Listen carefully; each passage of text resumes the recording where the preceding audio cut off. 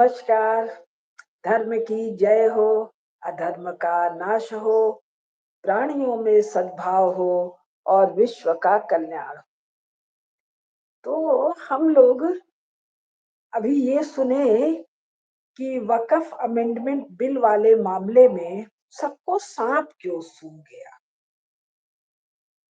तो मैंने इसमें वैश्विक परिस्थितियों की चर्चा की थी, क्योंकि पिछले 100 साल में, पिछले 70-80 साल में विश्व इतना अधिक गहराई से अंतर्गुम्फित हो गया है कि अपने यहाँ जो घटनाएं होती है या किसी भी देश समाज के भीतर जो घटनाएं होती है, उसका कारण, उसके तार कई जगह जुड़े रहते। तो इनको समझे बिना आंतरिक घटनाओं को, या जिसको डोमेस्टिक घटनाएं कहते हैं, घर के भीतर की घटनाएं, देश के भीतर की घटनाएं, उनको देश के भीतर के कारकों, जिसको कॉज एंड इफेक्ट कहते हैं, तो वो कॉजल रिलेशनशिप केवल देश और समाज या वर्तमान राजनैतिक व्यवस्था के भीतर यदि ढूंढते हैं, तो हमको उत्तर तो सही प्राप्त नहीं होगा। तो इसी कड़ी में मैंने इस पुस्तक पर थोड़ी सी चर्चा की थी, एमबीएस के रोल, मोहम्मद बिन सलमान के रोल। ये पुस्तक मैंने पिछले साल खरीदा था, साल भर पहले पढ़ा था। तो जब आप लोगों के लिए मैं ये पढ़ रही थी, तो उसमें एक अध्याय पर और मेरा ध्यान गया, और ये घटना भी 2017 की है, यानी आज से 8 साल पहले की। तो कैसे इन घटनाओं का रिश्ता भारत के भीतर मियाओं के कस बल टूटने से है, ऐसे अनेकानेक पुस्तकों से उन वैश्विक घटनाओं का भारत में दुष्टता की विदाई, अधर्म के नाश में क्या संबंध है, इस पर मैं अपनी छोटी बुद्धि से समझाने का या प्रकाश डालने का, या जो मैंने समझा है उसको साझा करने का प्रयास करूं।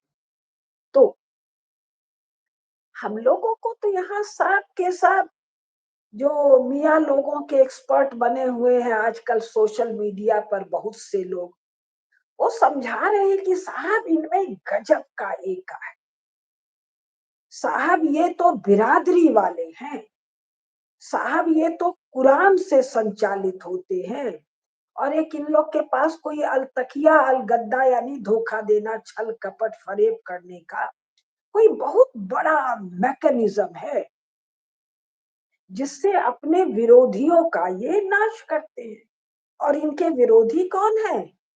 नॉन मियाँ लोग, नॉन इस्लामिक लोग। और भारत की बात करें तो हम हिंदू लोग, हम सनातनी लोग तो असंगठित हैं, हम लोग तो बिखरे हुए हैं, हम लोग तो इसमें बटे हुए हैं, हम लोग तो उसमें बटे हुए हैं, हम लोगों में तो जी शत्रु बोध ठीक से नहीं है, दुनिया भर की बातें। लेकिन मैं पिछले 50 साल से दुनिया को, मेरे अध्ययन का मैं कह सकती हूँ 80% वैश्विक घटनाएं, वैश्विक अध्ययन है, और 20% भारत का अध्ययन है उसके संबंध में, या यूं कहूं कि भारतीय समस्याओं को समझने के लिए मैं ये वैश्विक परिप्रेक्ष्य में अध्ययन करती। तो आइए इसी पुस्तक से, ब्लड एंड ऑयल, इसका पेज 170। अच्छा, एक मिनट, इनका लेखक का नाम, लेखक कई हैं, यानी दो हैं, ब्रैडले होप एंड जस्टिन शिक। इनकी एक कोई प्रसिद्ध पुस्तक है, बिलियन डॉलर वेल, और वर्तमान जिस पुस्तक से मैं पढ़ रही हूँ, blood and oil, Mohammed bin Salman ruthless quest for global. अब बहुत कुछ तो इस टाइटल में छिपा है। जिसको आजकल सऊदी अरेबिया कहते हैं, उसका जो ये क्राउन प्रिंस यूरोप वाले जिसको लिखते हैं, Mohammed bin Salman, ruthless quest for global power. Global power बनने में इसका पहला लक्ष्य है मिडिल ईस्ट में, या कम से कम मियाँ लोगों के मामले जो एरिया है उसका तो दी लीडर बने। उसका दी लीडर बनेगा, वहीं पर उसके अगर राइवल है, उसको धक्का दे रहे हैं, उसको प्रतिस्पर्धा दे रहे हैं, तो दुनिया में तो क्या खाक बनेगा। तो यहाँ बन दुनिया का अगर वो ग्लोबल पावर सीख कर रहा है, खोज रहा है, चाह रहा है, तो उसको यहाँ तो सबको अपने अधीन करना पड़ेगा, और इनको अपने कंट्रोल में करने के लिए बाहर एलाइज ढूंढने पड़ेंगे। एलाइज किनको ढूंढा जाता है, मित्र किनको बनाया जाता है, जो इतने मजबूत हों भिन्न भिन्न कारणों से कि उसके उभार में सहायक हो और उसके विरोधियों को नेस्तनाबूद करने में सहायक हो। तो बाहर जो मिडिल ईस्ट के बाहर जो शक्तियां हैं, इस झंझट में साथ देने के लिए अमेरिका है, रूस है, इंग्लैंड फ्रांस का तो कचूमर निकल गया है, इजराइल है, भारत है, चीन है। चीन का भी कचूमर निकला हुआ है, और चीन हमास के साथ है। और हमास जो है, हमास, हिजबुल्ला और हूती ईरान के हैंडल्स हैं। तो सऊदी अरेबिया के शत्रु है, मोहम्मद बिन सलमान के शत्रु है, तो चीन भी आउट। तो बचे तो तीन ही काम के। कौन तीन काम के बचे? अमेरिका, भारत और इस्राइल। तो यानी मियाँ को मियाँ की चटनी पीसने के लिए एक यहूदी, एक क्रिश्चियन पावर और एक सनातनी पावर की मित्रता की आवश्यकता। किसको निपटने के लिए? ध्यान दीजिए, अपने ही बिरादर का कचूमर निकालने के लिए। निपटना उपटना नहीं है इन लोगों का आदत, कचूमर निकाल देने के लिए। क्यों? Ruthless quest for power. और हमारे यहाँ क्या समझाते हैं? और एक तो आप लोगों को ध्यान होगा, भारत में मियाँ लोगों ने जो सर उठाया, जो शुरुआत हुई लाउड स्पीकर वगैरह वाले मामले से, वो सारी फंडिंग तो सऊदी अरेबिया की थी। सऊदी अरेबिया ही इस्लामिक वर्ल्ड का लीडर था, दो कारणों से। एक, जो 32 के बाद इनको तेल मिला, 48-50 तक तेल मिला, मिलाया 70 तक तो ये अपने बद्दू स्थिति में थे। 80-82 से ये तेजी से बढ़े हैं, और तब इन्होंने भारत में भी लाउड स्पीकर वाली फंडिंग, मस्जिदों वाली फंडिंग, मदरसों वाली फंडिंग की है। 90 के बाद, वो 73 के बाद जब तेल का दाम तेजी से आगे बढ़ा, यूरोपियन अमेरिकन इकोनॉमी डिस्टर्ब हुई, तो व्यवस्थित प्लान बना इन मियाँ लोगों को जड़ से उखाड़ देने का, मसल देने का। किसके द्वारा? अमेरिका, यूरोप के द्वारा। उसके कई फैक्टर हैं, उस पर हम लोग अलग से बात करेंगे। तब इन लोगों की ताकत कब हुई? और उसी समय में ये एमबीएस का उदय होता। एमबीएस का उदय काफी लेट से है, एमबीएस का उदय है। और इस वैश्विक परिस्थिति में जहां तेल नीचे जा रहा है और इसको वर्ल्ड पावर बनना है, तो क्या? एक कथा इसी पुस्तक से पढ़ रही हूं, पृष्ठ संख्या 170। ब्लॉकेड, मई 2017, मई 2017 की घटना है। ब्लॉकेड इसका हेडिंग है। किसका ब्लॉकेड? एक मियाँ का। कौन सा मियाँ? कतर का। वही कतर जिसने हमारे 4 वो नेवी वाल 4 या 6 नेवी वालों को कहा हम फांसी वासी देंगे, और अपने वो नुपुर शर्मा वाले मामले में कतर का नाम बहुत उलझा था। तो क्या है, देखिए ध्यान से, मैं थोड़ा डिटेल में बात कर। 24 मई 2017 को अचानक एक खबर दिखाई दी। क्या खबर दिखाई दी? कि जो कतर का अमीर है, राजा नहीं, रानी नहीं, खलीफा नहीं, चीफ नहीं, सुल्तान नहीं, कतर का चीफ। और ये कतर का वर्णन एक जगह किया है, वो वर्णन बड़ा ही मजेदार है। मैं आप लोगों को पहले वो बता दूं। पेज संख्या 176। Qatar was a tiny fingernail compared to Saudi Arabia in terms of power, influence, size and even self-identity. Saudi Arabia की तुलना में पावर, शक्ति, प्रभाव, आकार और अपनी पहचान के रूप में ये उसके नाखून की एक छोटे कानी उंगली जिसको कहते हैं, छोटे यानी पैर के कानी उंगली के नाखून के बराबर की हैसियत है कतर की। तो एक खबर आई कि इस नाखून, कानी उंगली के नाखून के बराबर जो कतर है, उसका जो अमीर है, उसकी एक खबर आई। क्या खबर आई?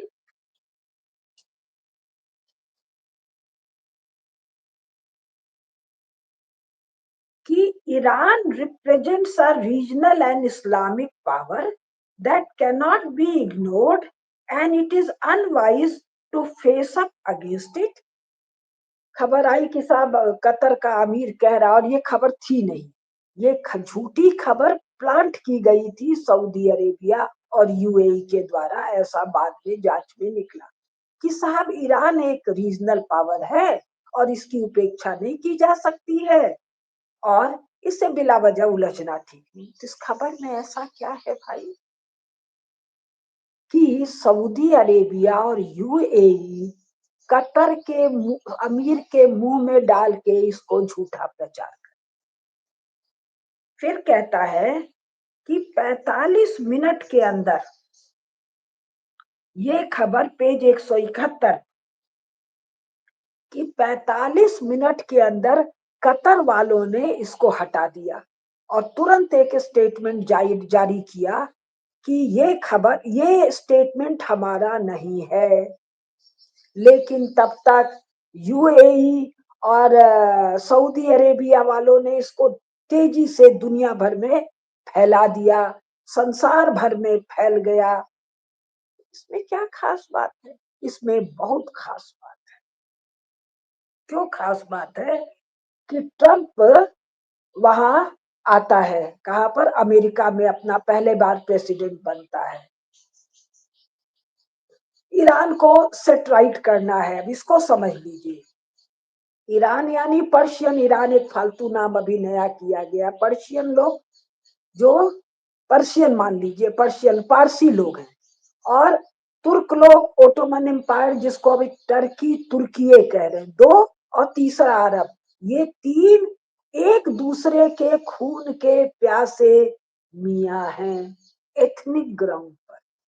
फिर फिरके के ग्राउंड पर, शिया सुन्नी वहाबी, इस ग्राउंड पर ये एक दूसरे के खून के प्यासे हैं। तो अब अमेरिका को निपटना है ईरान से। बीच में कतर पिद्दी नपिद्दी का शोरबा का एक खबर उछाल दिया, क्या? कि ईरान भाई रीजनल पावर है, इससे उलझना ठीक नहीं है। कतर अमेरिका के लिए बहुत खास है। क्यों खास है? इसका जो लोकेशन है मैप पर, वहां पर अमेरिका का और अन्य भी दो एक देशों का मिलिट्री बेस है, और यहाँ नेचुरल गैस और तेल मिल गया है। इसके कारण ये उस क्षेत्र में अचानक पावरफुल बन गया है। अचानक मतलब 90 के बाद, अभी 2025 चल रही है, यानी अभी शिशु का जन्म नहीं हुआ भाई, अभी पोछा पाछा नहीं गया, दूध का दांत अभी आया नहीं है। तो आ, ये जो कतर है, अचानक सऊदी अरेबिया को आंख दिखा रहा है। और सऊदी अरेबिया ने खबर क्या प्लांट किया कि देखो जी, ये ईरान का साथ ले रहा है। ईरान क्या है? रोग स्टेट, के रूप में अमेरिका के द्वारा चिन्हित किया जा चुका है। कब? 1979 में।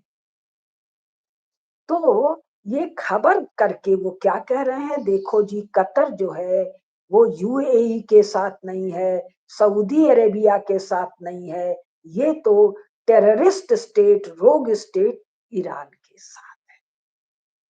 ये है इनका एका, और ये है इनका बिरादरीपन, ये है इनका उम्मा। अब आप कहेंगे अच्छा भाई इसमें क्या खास बात है? अब खास बात आगे बता रहे हैं। इस खबर को जारी करने के बाद यूएई और बहरीन और सऊदी अरेबिया ने तय किया कतर का बायकॉट करना।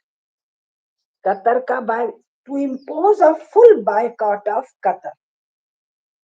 They ejected Qatari citizens from their countries, severed financial ties, and refused to allow Qatari planes to use their airspace. इन छोटे छोटे सुन्नी बहुल देशों में जो कतरी सुन्नी सिटीजन थे उनको बाहर फेंक दिया। एक, इनसे सादा फाइनेंशियल जो संबंध है उसको कट कर दिया और मना कर दिया हवाई जहाज उनके ऊपर से उड़ के नहीं जाएगा। तो उड़ के जाएगा कहां से? मैं नक्शा नहीं दिखा पा रही हूँ, मैं जयराज से कहूंगी कि एक नक्शा लगा देंगे। कतर एकदम कोने में है, इधर से उड़ के नहीं जाएगा तो कहाँ से जाएगा? अगर लंबा रूट लेगा तो वो कितना महंगा। इसके बाद ये इसको क्या कहते हैं? ये कहते हैं अल जजीरा जो टेलीविजन है, टेलीविजन जो जो भी है, उसको तुम बंद करो। हम लोग भारत में क्या जानते हैं कि अल जजीरा मियाँ लोग का माउथ पीस है। नहीं भाई, ये कतर ने खड़ा किया है मिडिल ईस्ट के मियाँ रेजीम को डिस्टेबलाइज। ये हम नहीं जानते हैं, और उम्मा के, बिरादरी के एका की बात कर रहे हैं। आप किसी भी इस्लामिक मामले पर कोई भी किताब खोल लीजिए, उसमें पाकिस्तानी, बांग्लादेशी, अफगानी और भारतीय मियाँ लोगों को तो मेंशन नहीं करते हैं। तो जहां असली मियाँ है वहां ये हालत है कि कतर एक टीवी चैनल शुरू करता है अल जजीरा, क्यों? सऊदी अरब का, लेबनान का, दुनिया भर का जो रेजीम है इसको उखाड़ फेंकने की। तो इनका डिमांड क्या है? हम बायकॉट कब बंद करेंगे? जब तुम अल जजीरा बंद कर दोगे। और 172 page, and demanding that Qatar return to its old status as a semi-independent vassal state।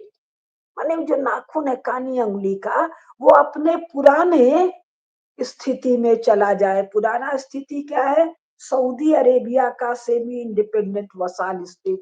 ये कब बना है? ये 1990 में बना है। ये कथा कब की है? 2017 की है, 27 साल की।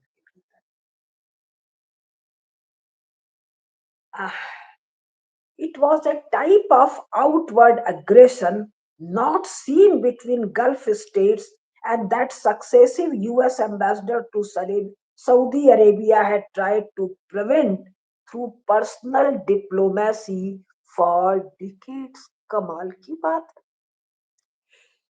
ये घटना इतना बड़ा मामला था जो पहले नहीं देखी गई। क्यों नहीं देखी गई? यूएस, यूनाइटेड स्टेट्स के डिप्लोमेट अपने पर्सनल इंटरवेंशन से इनके विरोध को थामे रहते थे। इनके विरोध को क्यों थामे रहते थे? तेल की तेल का सप्लाई निरंतर होता रहे, उसमें कोई बाधा ना पड़े। अब there had been near constant tension between the kingdom, मतलब Saudi Arabia, and Qatar, its tiny and extremely wealthy neighbor, since the mid 1990s। यानी 95-96 के आसपास गैस और तेल का मामला हुआ है, और होते ही ये पिद्दी कतर सऊदी अरेबिया को आंख दिखा रहा है। क्यों दिखा रहा है? ऊपर का मंजिल एकदम खाली है। Saudi rulers were especially incensed by Qatar's foreign policy, नाखून की foreign policy, which seemed to them based on making friends with Saudi enemies like Muslim Brotherhood. ले भैया, हम लोग को तो बता रहे हैं ये जो जिहादी एलिमेंट है, मुस्लिम ब्रदरहुड है, अलकायदा है, आईएस है, ये सब बार बार नाम बदलते हैं, कोई अलग अलग जगह स्टेशन है। ये लोग इनके हाथ हैं बब्बर शेरों के। नहीं भैया, ये क्या कह रहा है कि कतर जो है सऊदी अरेबिया का जो दुश्मन है, मुस्लिम ब्रदरहुड जो कि बैठा हुआ है इजिप्ट में, उसको सपोर्ट कर रहा है। With Saudi enemies like the Muslim Brotherhood. Saudi Arabia and UAE, United Arab Emirates, and Bahrain pulled their ambassadors out of Qatar in 2014 over such issues as Qatar's support for the Arab Spring protest. Bahrain, UAE, इन सब ने वहां से अपने राजदूत 2014 में बुला लिए थे। क्यों? इनको लगा कि कतर अरब स्प्रिंग को सपोर्ट कर रहा है। अल जजीरा से तो बहुत सपोर्ट किया ही था। लीजिए भाई, भारत में तो हम लोग सुन रहे थे कि अरब स्प्रिंग हो रहा है, यानी अरब में बसंत आ रहा है। तो अगर बसंत आ रहा है तो अरबी यूएई को, अरबी सऊदी अरेबिया को, बहरीन को क्या दिक्कत है? घनघोर दिक्कत है भाई। ये अरब स्प्रिंग था इन लोगों को उखाड़ फेंकने के लिए, और किसको लाने के लिए? रेडिकल एलिमेंट को लाने के लिए। तो ये पिद्दी जो कतरी है, ये यहाँ के रेजीम को उखाड़ फेंकने के लिए अल जजीरा के मार्फत इनकी मदद। ये है इनका बिरादरी का एका। और यहाँ सवाल तकिया वकिया नहीं लगा रहे हैं, एक दूसरे के सब परम शत्रु हैं, लेकिन एकदम गधों की तरह खुला लड़ाई लड़ रहे हैं। अब अब इसमें यूनाइटेड स्टेट्स में ट्रम्प आकर बैठा हुआ है, उसको कहा जा रहा है भाई झगड़ा वगड़ा रोको। Now instead of providing a moderating influence, the United states under Trump seem to be instigating animosity against Qatar.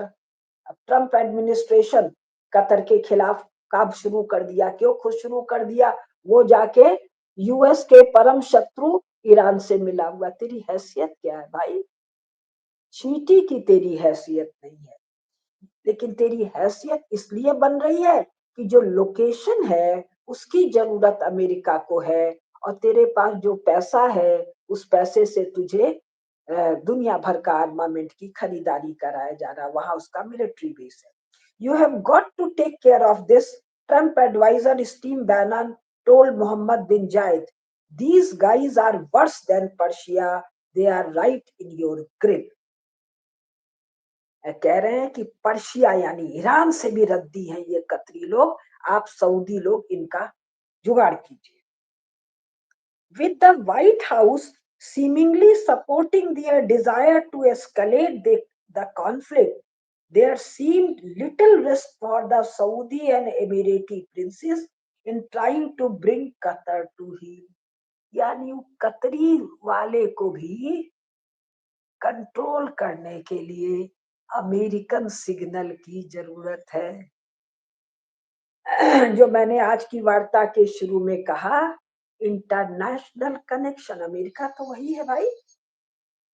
Barack Obama के समय ये संभव नहीं था, ये संभव था उसी अमेरिका में ट्रम्प एडमिनिस्ट्रेशन के समय। यानी यूएस यूएस कहने का कोई मतलब नहीं, एडमिनिस्ट्रेशन कौन है? भारत में मनमोहन सिंह है कि हमारे नरेंद्र मोदी है? दोनों की दो नीतियां हैं, एक भारत को नीचा दिखाना, भारत को ऊपर ले जाना। तो अब आगे सुनिए।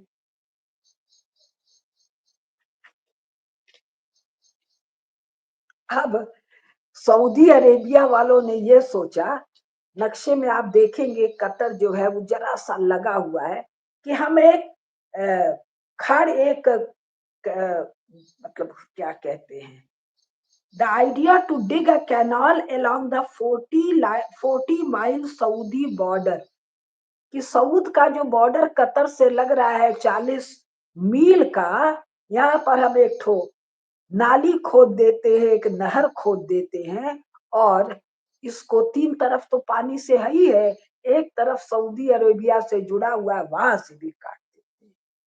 शत्रुता की सीमा। और हमको बता रहे हैं मुस्लिम एक है। आगे सुनिए शब्द, मतलब मैंने भी जब दोबारा पढ़ा तो मुझे लगा आप लोग को बताना आवश्यक है। और ऐसा एक नहीं, ऐसे 50 मामले हैं पिछले 50 साल में। कुछ दो चार मैं सुनाऊंगी आप लोगों को। हाँ,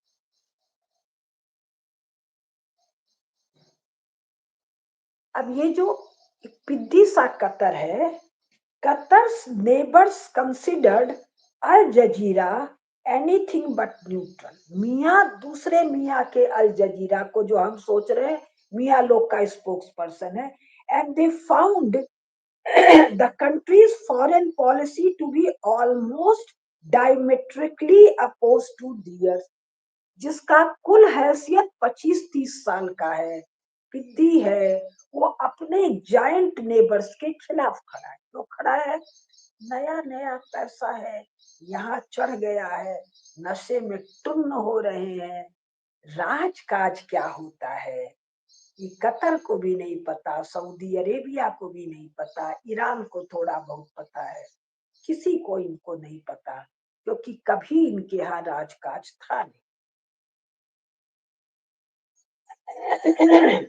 The Arab Spring brought these differences into relief when Egyptian youth protested against long-time President Hosni Mubarak. Qatar backed the street.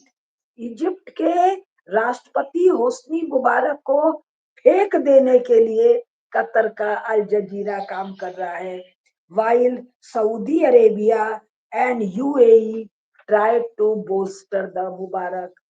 एक उसको बचा रहा है, एक सड़क पर लफंगों को, रेडिकल एलिमेंट को अल जजीरा के माध्यम से प्रोटेक्ट कर रहा है, धनवन दे के प्रोटेक्ट कर रहा है।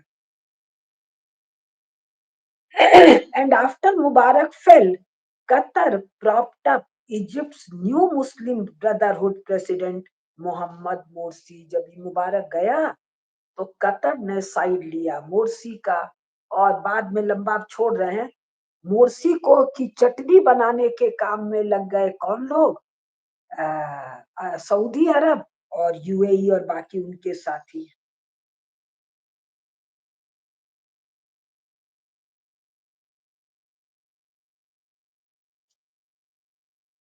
भी और बता रहे हैं हम आप लोगों को, बहुत ही मजेदार चीजें हैं।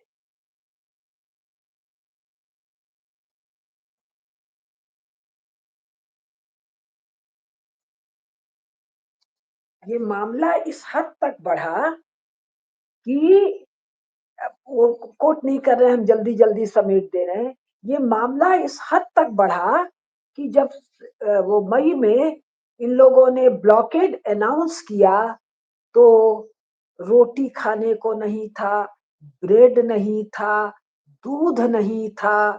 कहा, क्योंकि सब कहाँ से आ रहा है, सब आ रहा है सऊदी अरेबिया से।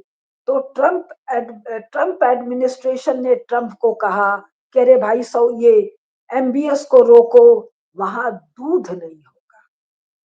तो ट्रम्प की जो भाषा इसमें दिया हुआ है वो मैं पढ़ नहीं सकती हूँ, वो भाषा वहां के सब प्रयोग करते हैं, हेड ऑफ स्टेट। हमारे यहाँ सड़क का घटिया लफंगा भी किसी भले आदमी के सामने वो भाषा प्रयोग नहीं करता है। वो कहता है अब उसका हम अपना भाषा अनुवाद कर रहे हैं, दूध की ऐसी-तैसी। हालत ये हो गया कि कतर में जो 150 ढंग के लोग थे, वो खटाखट हथियार खरीदने लगे। बाजार में जो कुछ सामान था, वो सब खरीद के घर में भरने लगे। और दुनिया भर के और बहुत सारे मामले हैं, लंबा कथा है। तो सार हम ये बता रहे हैं, ये कतर का 2017 का मामला। एक और जल्दी से बता दें, कुवैत आपको याद है? सद्दाम हुसैन कुवैत पर चढ़ बैठा कि कुवैत को हम इराक से मिलाएंगे। भाई इराक से मिलाएंगे तो मिला ले, क्योंकि ये नेशन स्टेट के रूप में तो कभी थे नहीं। ये आर्टिफिशियल लाइन ड्रॉ किया था। कुवैत को क्यों बुलाएंगे? कुवैत में बहुत अधिक तेल के कुएं हैं, तो और उससे एक पर्शियन गल्फ में एक एंट्री भी मिलती है, और भी छोटे छोटे मामले थे। तो मिलाएंगे तो मिलाएंगे भाई, क्या दिक्कत है? लेकिन नहीं, भयंकर दिक्कत है। और जबकि सद्दाम हुसैन सुन्नी है, लेकिन सुन्नी से दूसरे सुन्नी को, ये बाकी सब सुन्नियों को भयंकर दिक्कत है। पर्शिया के शिया को भी दिक्कत है। तो जब यूनाइटेड स्टेट्स ऑफ अमेरिका दौड़ा चढ़ के सद्दाम हुसैन की चटनी पीसने के लिए, जो एयर अटैक, जिसको कारपेट बॉम्बिंग कहते हैं, वो सब हुआ, तो सारा ये जो मियाँ लोग का ये पूरा क्षेत्र है मिडिल ईस्ट, यहीं पर आकर अमेरिकी सेनाएं लगी। और अमेरिकी सेनाएं जब सद्दाम हुसैन का चटनी बनाने के लिए चली, तो ईरान वाले करबला से घुसी थी। तो ईरान वाले, कब की बात है? 90 की। 79 में ईरान में कौन आ गया है? इनका खोमैनी। तो ये खोमैनी ओमैनी सब चुप रहे। करबला से अमेरिकन बूट्स रौंदते हुए जा रहे हैं। जाए तो जाए, इस सद्दाम हुसैन मियाँ का तो चटनी बनाकर रख दे। करबला का जो होता है सो हो, मक्का मदीना का जो होता है सो हो। ये है इनका सांप नेवला का शत्रुता। अगर एक दूसरे को काट के खा नहीं पाता है या मार नहीं पाता है, तो उसका कारण है कभी रूस, कभी अमेरिका, कभी चीन, कभी भारत, कि नहीं भाई तुम सब रहो, तो हमारा ये वाला काम वो वाला काम होता रहे। ज्यादा मरकट के तुम लोग आफत बचा दोगे, तो हम लोग का सप्लाई लाइन तेल का, गैस का, और बड़ा सारा मामला है, वो सब डिस्टर्ब। तो आज के लिए नमस्कार। और ये मामले भयंकर रूप से बढ़ते जा रहे हैं। मैं अगले वार्ता में आपको सीक्रेट एकॉर्ड, अब्राहम एकॉर्ड के बारे में बात करूंगी। फिर थोड़ा बहुत कैंप डेविड वगैरह भी बताऊंगी। तब तक के लिए नमस्कार। धर्म की जय हो, अधर्म का नाश हो, प्राणियों में सद्भाव हो, विश्व का कल्याण हो। हर हर महादेव।